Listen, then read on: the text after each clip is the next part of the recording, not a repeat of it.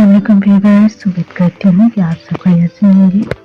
मैं आज आप लोगों के लिए घुटनों के दर्द के लिए एक आसान सी रेमेडी लेकर आऊँगी। ये रेमेडी उन अफराद के लिए है कि जिनमें लेस की कमी हो जाती है, घुटनों में या हड्डियों के अंदर जो लेसदार मादा होता है वो ख़त्म हो जाता है या कम हो जाता है। तो उसको पैदा करने के लिए एक आसान सी रेमेडी बताऊंगी कि उसको इस्तेमाल करके आप अपने इस लेसदार मादे को दोबारा से बना सकते हैं।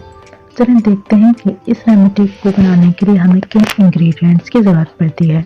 इस रेमेडी को बनाने के लिए हमें चाहिए 2 इंग्रेडिएंट, नंबर 1 मस्पर और नंबर 2 अंगूरी सिरका। आपने 1 पाव मस्पर ले लेना है और ये मस्पर आपको पंसार की शॉप से आसानी से मिल जाता है।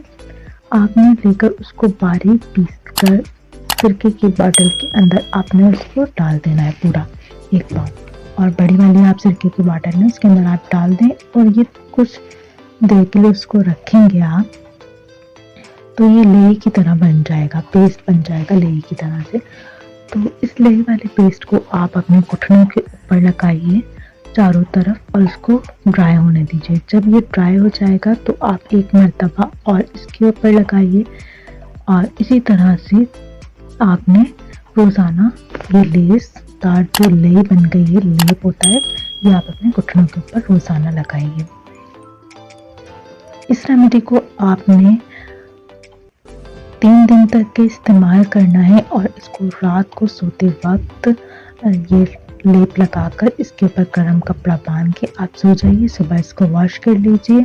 3 दिन के ही इस्तेमाल से आपको फ़र्क महसूस होगा। आपकी हड्डियों के ऊपर जो लेसदार मादा ख़त्म हो रहा है, जिसकी वजह से आपके घुटनों में शदीद दर्द हो रहा है, तकलीफ़ हो रही है, तो वो आपकी तकलीफ़ दूर होगी।